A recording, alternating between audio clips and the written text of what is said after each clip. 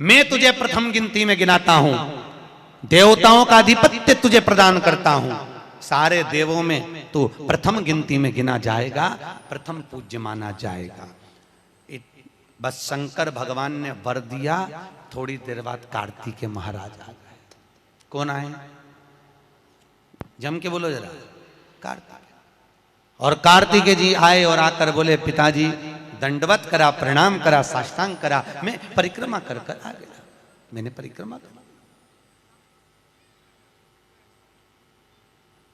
अब इधर तो देवता सब सारे देवता मिलकर अक्षत छोड़ रहे गणेश जी के ऊपर, स्वस्ति वाचन हो रहा, लोग प्रणाम कर रहे, नमन कर रहे, लोग आवाज लगा रहे, श्री गणेश जी महाराज की। अब सारी दुनिया में आवाज लग रही गणेश जी। तो कार्तिकेय ने पूछा, माँ ये गणेश जी का जय घोष क्यों हो रहा है? गणेश जी के जयकारे क्यों हो रहा है? गणेश जी के लिए इतना जय घोष? तो माता पार्वती ने भगवान शंकर के शब्दों को कार्तिकेय को सुनाया। कार्तिकेय रो पड़े, माँ मैं परिक्रमा कर कर आया, गणेश जी ने तो केवल आपकी परिक्रमा लगा ली, आपने उसको प्रथम गिनती में मान लिया। माँ उसने बुद्धि का परिचय दिया और मैंने कर्म का परिचय दिया। बुद्धि का परिचय, कर्म का परिचय।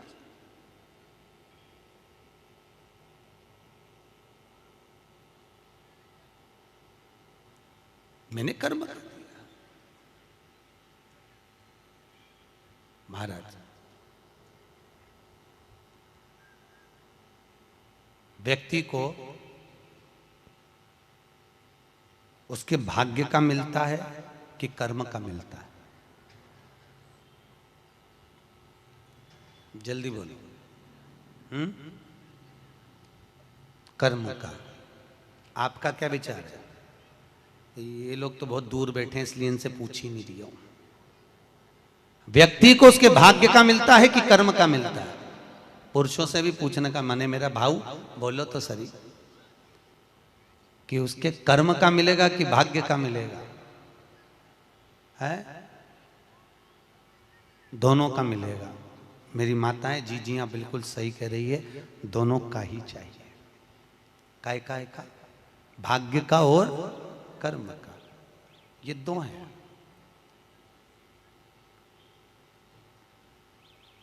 बैंक में एक लॉकर होता है, उस लॉकर में लोग अपनी रकम रखते हैं। बोलो तो सही है गलत? रखते हैं कि नहीं रखते? अपनी चेन, अंगूठी, मोबाइल, पर्स सब लॉकर के अंदर रखते हैं। बैंक में लॉकर होता है, लॉकर में रखने के बाद में लॉकर की दो चाबी होती है। कितनी चाबी लॉकर की? दो। एक चाबी तुम्हारे पास, एक चाबी मैनेजर के पास। तुम्हारी चाबी कितनी भी लगा लो, जब तक मैनेजर की चाबी नहीं लगेगी तब तक वो लॉकर, अरे बोलो जम के, नहीं खुलेगी। और बैंक का मैनेजर कितनी भी चाबी लगा ले, लॉकर खुलेगा क्या? नहीं, तुम्हारी चाबी लगना जरूरी है।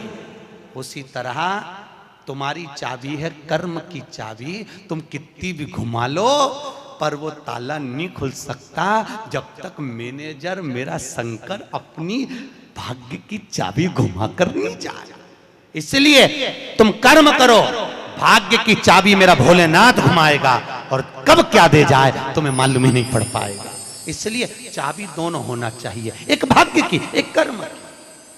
दो चाबी होंगी लॉकर खुलेगा, अगर एक चाबी लगी तो लॉकर नहीं खुलेगा। गणेश जी महाराज को भगवान कार्तिकेय महाराज बोल रहे हैं, माँ मैं कर्म करने गया था, मैं परिक्रमा करने गया था, और यहाँ गणेश जी महाराज को तुमने प्रथम गिनती में बना दिया।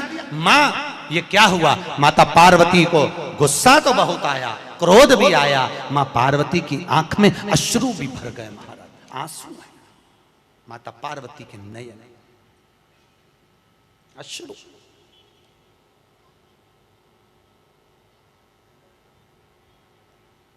मां खड़ी हो गई। माता पार्वती ने आज खड़े होकर भगवान भोलेनाथ जी से निवेदन करा, आपने अपनी जिंदगी की ये गलती कर दी। क्या गलती? शंकर भगवान पूछ रहे हैं कौन सी गलती? तुमने गणेश जी को प्रथम गिनती में बना दिया, कार्तिकेय भी तो गया था। अगर कुछ थोड़ा सा आशीर्वाद रखना था तो कार्तिकेय के लिए रखना था, पर तुमने केवल गणेश को प्रथम गिनती में बनाया है, ये तुम्हारी गलती है। तो गणेश जी ने परिक्रमा भी तो करी है। माता पार्वती खड़े होकर शंकर भगवान से बोली, भोलेनाथ मैंने अपनी जिंदगी में आपसे कभी कुछ नहीं मांगा, पर आज तुम्हारी यह पार्वती तुमसे एक वर चाहती है। शंकर भगवान ने कहा, मांग, तुझे क्या चाहिए? पार्वती कहती है, आज के बाद तुम्हारी कभी पूर्ण परिक्रमा ना लगे, आज के बाद तुम्हारी कभी पूर्ण प्रदक्षिणा ना हो, पूर्ण नहीं होनी। कौन ने मांगा? जम के बोलो, पार्वती। शंकर की पूर्ण प्रदक्षिणा माता पार्वती ने कह दिया, भोलेनाथ आज के बाद ना हो, क्योंकि तुम भोले हो, तुम्हारे आसपास कोई घूम लेता है, तुम उसको कुछ भी निकाल कर दे देते हो।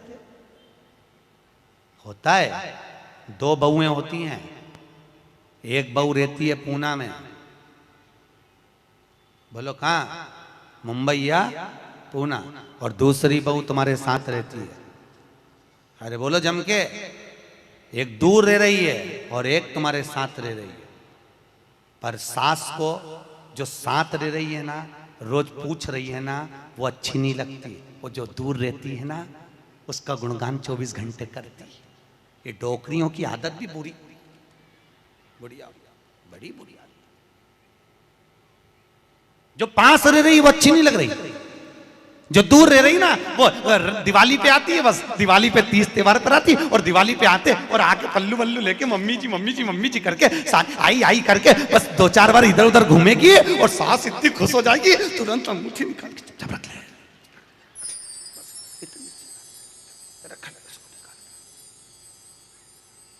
जो तुम्हारे पास में है वो बुरी लग रही है। वो चाय दे रही है, दूध दे रही है, बस बोलने में कभी कभी बोल देती है। अब बहुएं हैं बेचारी, हो जाता। एक सास बहू से कहती है, मैं सुबह 5 बजे उठती हूं, तू 4 बजे उठा कर। अब वो झगड़ा करते करते हमारे पास आ गए, और हमारे पास आके बोली, गुरुजी ये मेरी सास मुझे परेशान करे। मैंने बोला, तेरी सास को क्या बोल रही है? तो क्या मैं 5 बजे उठूं तो बहू 4 बजे उठना चाहिए। तो मैंने कहा, अच्छी बात बोली, कोई दिक्कत वाली बात नहीं है। एक काम कर, बहू की उम्र है 20 साल, तेरी उम्र है 70 साल, तू 20 साल की बन जा, मैं भी इसको जगाना चालू कर देता हूं। जब तुम, वो कहते हैं ना, सास भी कभी बहू थी। जब तुम बहू थे, तुम भी खूब अलमस्त चकाचक सोते थे, और तुम्हारी सास पहले उठती थी। बुढ़ापे में नींद नहीं आती जीजी, नहीं आती। आती क्या? अरे बोलो तो, आती बुढ़ापे में नहीं। मनुष्य की उम्र, गधा की उम्र, कुत्ता की उम्र और उल्लू की उम्र बराबर थी। किस किस की? जम के बोलो। मनुष्य, गधा, कुत्ता, उल्लू। सबको पहचानती हो? ठीक है, सबकी उम्र बराबर है, 40-40 साल। मनुष्य पहले 40 साल का था, गधा 40 साल का था, कुत्ता 40 साल का था, उल्लू 40 साल का था। सबकी उम्र लेवल में बिल्कुल बराबर थी। भगवान क्या देर अंधेर कुछ ये ऊंचा नीचा लेवल अपने यहां चले, भगवान क्या नहीं चले। भगवान ने सबकी उम्र 40-40 साल रखी, सबकी उम्र 40। एक दिन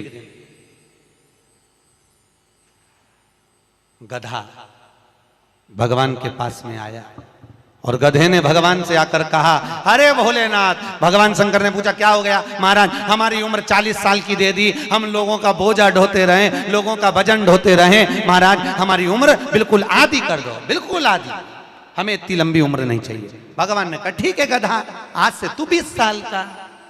गधा कितने साल का हो गया? अरे जम के बोलो, 20 साल का। थोड़ी देर बाद मनुष्य, आवाज सेट करो, मनुष्य, इको खत्म हो गया, डिले नहीं आ रहा, मनुष्य। और थोड़ी देर बाद में मनुष्य भगवान के पास पहुंचा। भोलेनाथ आगे वापस आगे मनुष्य पहुंचा, और भगवान के पास जाकर बोला, भोलेनाथ। भगवान शंकर ने पूछा, तुझे क्या हो गया? भोलेनाथ, 40 में मेरा क्या होगा प्रभु? भगवान ने कहा, गधे की बच्ची है, कितने साल बचे हैं? 20। मनुष्य कहा दे दो प्रभु, भगवान ने कल ले जा। कितने का हो गया? जम के बोलो 60 का। थोड़ी देर बाद कुत्ता आ गया। कुत्ता शंकर जी से बोला भोलेनाथ। शंकर भगवान ने पूछा तुझे क्या हो गया? महाराज 40 साल की उम्र दे दी, लोगों के दरवाजे पर बैठा रहूं, दरवाजे पे बैठकर झूठन चाटूं, दरवाजे पे बैठ कर रोटी खाऊं, दरवाजे पे दुम हिलाऊं और दरवाजे पे से चिल्लाऊं महाराज मेरी उम्र कम कर दो। भगवान ने कहा ठीक है कुत्ता, आज से तू 20 साल। थोड़ी देर बाद मनुष्य फिर आ गया। भोलेनाथ 60 में क्या होगा? भगवान ने कहा कुत्ता की बच्ची है कि चल जाएगी, ले जा। कितने का हो गया? 80। थोड़ी देर बाद उल्लू आया। उल्लू ने आकर कहा भोलेनाथ। भगवान शंकर ने पूछा तुझे क्या हो गया? महाराज 40 साल की उम्र दे दी, रात रात भर जगता रहूं, पेड़ पे टंगा रहूं, रात रात भर मुझे नींद नहीं आती भोलेनाथ, मेरे को रात भर चौकीदारी करना पड़ती, रात भर पेड़ पे बैठा रहता हूं, रात भर वृक्ष पर बैठा रहता हूं, मेरी उम्र कम कर दो। भगवान ने कहा कितनी कम कर दो? बिल्कुल आधी कर दो। भगवान ने उल्लू की उम्र आधी कर दी। कितने साल का हो गया? 20 साल का। थोड़ी देर बाद मनुष्य आ गया। मनुष्य आकर बोला अरे भोलेनाथ। शंकर भगवान ने पूछा क्या हुआ? 80 में मेरा क्या होगा? भगवान ने कहा उल्लू की बच्ची है, चलेगी कि ले जा। कितने का हो गया? 100। अब तुम खुद देखो 40 वर्ष तक मनुष्य अपनी जिंदगी को सही जीता है। कितने साल? जम के बोलो जरा। 40 साल तक मनुष्य अपने जीवन को सही जीता है। खूब खाता, आराम से पचता, खूब डेंटिंग पेंटिंग सब चकाचक, कपड़े मपड़े सब जोरदार, रकम मकम सब पहने, खूब अच्छा लगे। क्योंकि 40 वर्ष की जिंदगी तुम्हारी है तो 40 साल तक मनुष्य अपने जीवन को सही जीता है। 40 के बाद किसकी लगी थी? जम के बोलो। गधे की। तो 40 से 60 तक मनुष्य गधे जैसा बोझा ढोता है। बच्चों को बड़ा करना है, शादी करना है, मायरा भरना है, परिवार को पालना है, तो बोझा ढो रहा है। जैसे गधा बोझा नहीं ढोता, ऐसे 60 तक बोझा ढोया। 60 के बाद उम्र किसकी लगी? कुत्ता की। जब 80 की उम्र में आता है तो कुत्ते को दरवाजे पे रखा जाता है। जब तुम्हारी 80 की उम्र होगी तो घर के लोग कुर्सी डाल के खटिया पलंग दरवाजे के पास हॉल में बिठा देंगे, वहीं बैठे, और रोटी भी दरवाजे के पास, चाय भी दरवाजे के पास, क्योंकि कुत्ते को अंदर परमिशन नहीं है। और कोई भी मिलने आया तो वहीं से चिल्लाया बहु, वहीं से आवाज लगा रहा, क्योंकि कुत्ते की उम्र लगी है। वहीं से अब कुत्ते के बाद में 80 के बाद 80 से 100 उल्लू की। डॉक्टर साहब क्या गई? डॉक्टर साहब मुझे रात में नींद नहीं आती। डॉक्टर साहब ने टेबलेट दे दी, नींद की गोली दे दी, डॉक्टर साहब ने इंजेक्शन लगा दिया। कितने भी अच्छे अच्छे डॉक्टर को दिखा लेना, पर 80 से 100 साल की जब उम्र होगी डॉक्टर को क्या मालूम कि किसकी लग गई। शिव महापुराण कहती है 80 से 100 में कितनी भी दवाई खाओ, कितने भी इंजेक्शन लगवाओ, पर रात्रि को नींद नहीं आएगी। गोली खा भी लोगे तो रात के 1:30-2 बजे तक चकाचक सोएगी, 2 बजे के बाद उल्लू जैसी बैठी रहेगी। 2 बजे के बाद कितना भी खाओ, कितनी भी दवाई खाओ, कितने भी अच्छे डॉक्टर को दिखाओ, पर 80 से 100 में जाग रही। आधी रात को जागे, बहू के मम्मी सो नहीं रही, आई सोई नहीं, आई के मारे नींद ही नहीं आई। अब इसके कौन समझाए उल्लू की लगी, कौन समझाए इसके। 80 से 100। अपन तो सब कथा छोड़ो, अपन अपनी कथा पे आओ। चलो महाराज, तो जो बहुत दूर रहती है ना वो अच्छी लगती है, जो पास में रह रही दूर के ढोल सुहावन, ठीक नहीं है, श्रेष्ठ नहीं है। भागवत ज्ञान गंगा यज्ञ समिति वालों, काय श्रेणी की कथा 10-15 मिनट ज्यादा हो जाए तो कोई दिक्कत तो ना है? हाँ, क्या विचार है तुम्हारा? नहीं, अगर खाना हो तो मैं तुम अक्षतम किस्म कर दूं, मारे का ये मिर्ची का ठेसा तैयार, अपने कहीं कर। आमठी न चावल। आज तो खूब चक निपटा। अगला प्रश्न है, तो ये प्रदक्षिणा का प्रश्न है। अगला प्रश्न, शिवलिंग की पूजा करने के लिए शिवलिंग को घर में कहां रखें? जहां तुम्हारी मर्जी हो।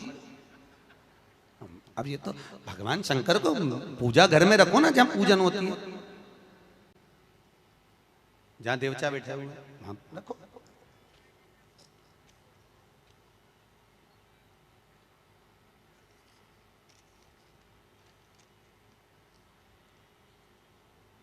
पीपल के पेड़ को सोमवती अमावस्या के दिन 108 फेरी क्यों लगाई जाती है? वाह, बहुत बढ़िया। हमने तो नहीं की लगाओ, अब तुम्हारा मन है 108 लगाने का। याद रखना, पीपल के वृक्ष की परिक्रमा करने से वैभव बढ़ता है, आंवले के वृक्ष की परिक्रमा करने से लक्ष्मी बढ़ती है। याद रखिए, तुलसी की परिक्रमा करने से सौभाग्य बढ़ता है। अब 108 मन का लगाओ, चाहे 208 लगाओ, 216 लगाओ, ये आपके ऊपर है। यहाँ आपका भाव होना चाहिए कि हम भगवान को कैसे रिझाएं, कैसे रिझाएं, ये आपका भाव है। उसका फल क्या है? तो उसका फल वैभव प्राप्ति का है, धन प्राप्ति का, यश प्राप्ति का। आप जितनी लगा,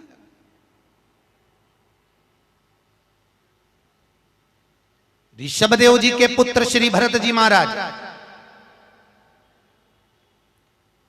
अपनी योनि से छूटे तो हिरण की योनि में गए।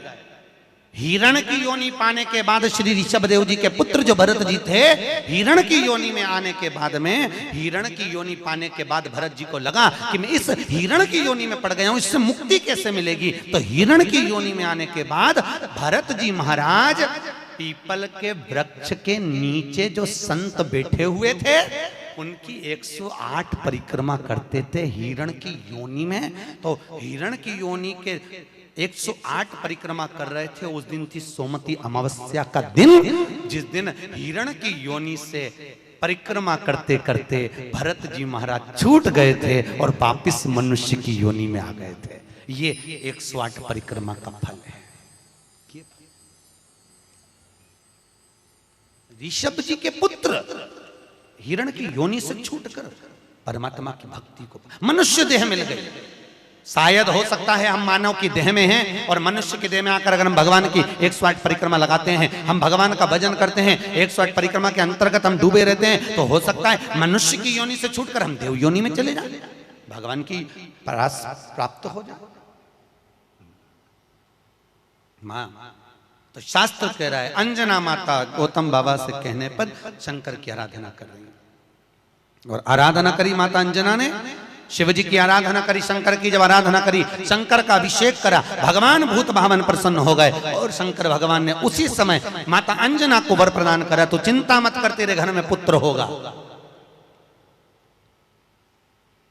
पुत्र, तू क्यों चिंता कर? भगवान शंकर जब भी देते हैं छप्पर फक के देते हैं। भगवान कृष्ण के यहाँ कितने बच्चे दिए? 1,77,086। अब अंजना माता के यहाँ भगवान संतान दे रहा है। भगवान अंजना माता के यहाँ हनुमान जी महाराज कितने भाई थे? माता अंजना के गर्भ से जो संतान हुई थी, हनुमान जी महाराज सगे भाई कितने थे? हनुमान जी कितने भाई? अरे बोलो तो सही, हनुमान जी भाई कितने हैं? सगे भाई कितने हैं हनुमान जी महाराज? तो अंजना माता ने जब भगवान शिव की आराधना करी, शंकर की जब आराधना करी, तब भगवान शंकर प्रसन्न हुए। समय बीता, माता अंजना के गर्भ में भगवान शंकर के तेज पुंज को पवन देव ने ले जाकर माता अंजना के गर्भ में स्थापित करा। स्थापित करने के बाद पूर्णिमा के दिन, चैत्री पूर्णिमा के दिन, भगवान अंजना माता के गर्भ से शंकर का ही एक अवतार श्री हनुमान जी महाराज प्रकट हुए हैं। महाराज श्री हनुमान जी महाराज की। हनुमान जी सगे भाई हैं 6। कितने भाई हैं? 6 सगे भाई। सबसे पहले नंबर हनुमान, फिर गतिमान, केतुमान, धृतिमान, यतिमान, ऐसे हनुमान जी महाराज के 6 भाइयों का क्रम वर्णन किया गया। कितने भाई हैं? 6। हनुमान जी महाराज का एक भाई है जिसका नाम है गतिमान। क्या नाम है? गतिमान। और जिसके यहाँ पर फैक्ट्री हो, किसी भी तरह की फैक्ट्री हो, चाहे वो नट बोल्ट की हो, पानी की हो, किसी भी तरह की फैक्ट्री हो, अगर फैक्ट्री में जरा सी भी तकलीफ आती है तो हनुमान जी महाराज के उल्टा पांव, लेफ्ट पांव के नीचे का सिंदूर लाकर गतिमान का नाम लेकर अगर फैक्ट्री पर स्वस्तिक बना दिया जाता है तो वो फैक्ट्री धड़ाके से चलना चालू हो जाती है, कभी खराब नहीं होती, कभी परेशान नहीं करती। महाराज गतिमान, हनुमान जी के 3 नंबर का भाई गतिमान का नाम। ये जो राजनेता होते हैं ना, जब चुनाव लड़ने के लिए जाते हैं और उन्हें विजय प्राप्त करना है तो विजय पाने के लिए वो एक ही काम करते हैं। हनुमान जी के 3 नंबर का भाई गतिमान, उस गतिमान के नाम से जो व्यक्ति युद्ध करने के लिए जा रहा है या विजय पाने के लिए जा रहा है, अपने बराबर का लच्छा, लच्छा जानते हो, नाड़ा मोली, उसको नाप कर गतिमान के नाम से लपेट कर हनुमान जी के मंदिर में रख देता है और उस मोली को फिर अपने हाथ पर बांध लेता है तो वो हार नहीं सकता, विजय ही प्राप्त करेगा। गतिमान का इतना प्रभाव है, चाहे कुछ भी। गतिमान, गतिमान है वो, नीचे नहीं गिरने, उसकी प्रखरता।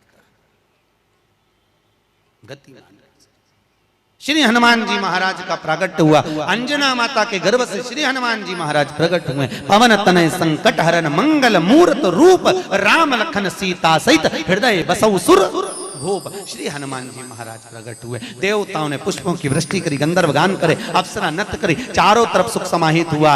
श्री हनुमान जी महाराज की, हनुमान जी महाराज प्रकट हुए। प्रबल रावण को मारने में सबसे ज्यादा सहयोग किसने करा था? अरे जम के तो बोलो, हनुमान जी। पूरी पृथ्वी पर सबसे ज्यादा मंदिर किसके हैं? बोलो तो हनुमान के। अपने करमाला में तुम गिनना, अगली बार आऊंगा तो पूछूंगा। अगर अगली बार भागवत ज्ञान गंगा यज्ञ समिति ने मान लो बुलाया तो पूछूंगा आपसे आके कि करमाला में कितने हनुमान जी के मंदिर हैं और राम जी के मंदिर कितने हैं। राम जी के मंदिर अगर 5 होंगे तो हनुमान जी के मंदिर 20 होंगे। हर जगह पर हनुमान मिल जाएंगे, हर जगह, कहीं पीपल के नीचे, कहीं कहीं बैठे हुए, कहीं कहीं बैठे, हनुमान ही हनुमान, ढेर सारे हनुमान। हनुमान, आखिर हनुमान जी के मंदिर ज्यादा, राम जी के मंदिर कम क्यों? नहीं तो राम के मंदिर ज्यादा होना चाहिए, हनुमान के मंदिर कम होना चाहिए। पर हनुमान के मंदिर ज्यादा इसलिए हुए क्योंकि हनुमान जी ने राम जी की इतनी सेवा करी, इतनी सेवा करी कि भारत की भूमि पर सेवा पुजा गई, इसलिए हनुमान जी के मंदिर ही मंदिर बन गए। मंदिर तुम्हारे भी बन सकते हैं अगर तुम सही से माता पिता की सेवा करो तो। मंदिर बनने में देरी नहीं लगेगी, तुम करो तो मंदिर बन जाए। रावण को मारने में सबसे ज्यादा सहयोग किसका था? अरे बोलो जम के, हनुमान जी का।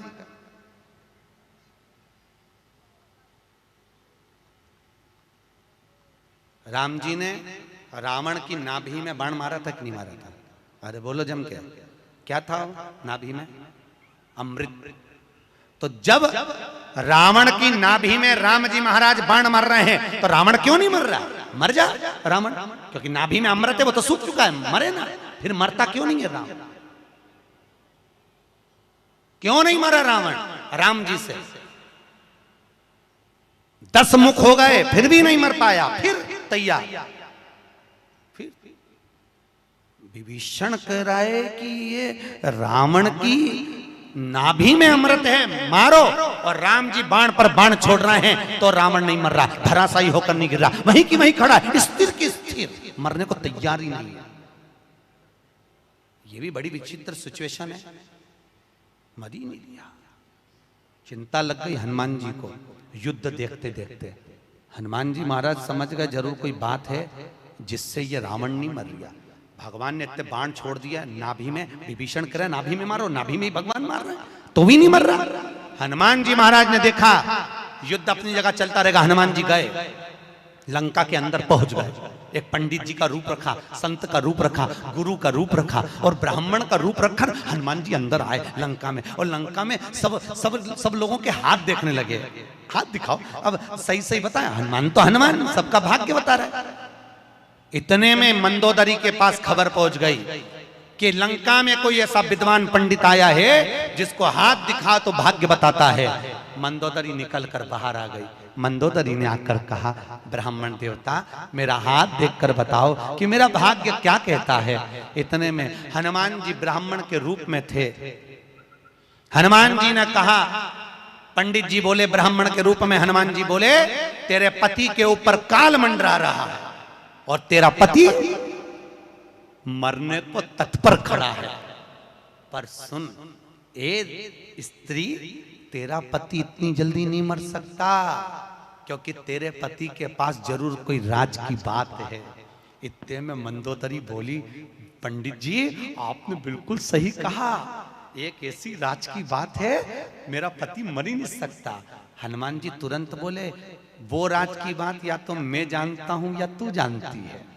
इतने में मंदोदरी बोली, पंडित जी बिल्कुल सही बात है, जब मेरे पति रावण ने तप करा था, ब्रह्मा जी से वर मांगा था, तो ब्रह्मा जी ने कहा मांग तुझे क्या चाहिए, तो रावण ने कहा कि मैं अमर हो जाऊं, तो ब्रह्मा जी ने कहा ऐसा नहीं हो सकता। तो रावण ने कहा मेरी नाभि में अमृत दे दो, रावण को अमृत दे दिया। तब रावण ने कहा इतने में संतुष्टि नहीं होगी, एक बार और दीजिए, मुझे एक ऐसा बाण दो जिस बाण के लगने से नाभि में अमृत सूखे और मैं मरूं।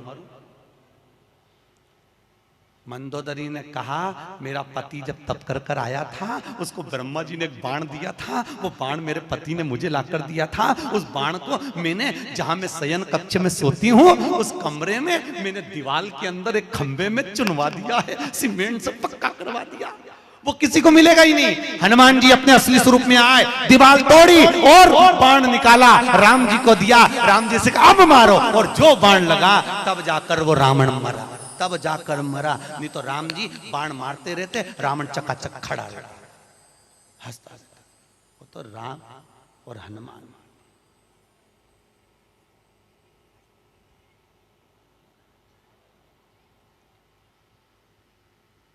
रावण न मरेगा मेरे राम के बिना,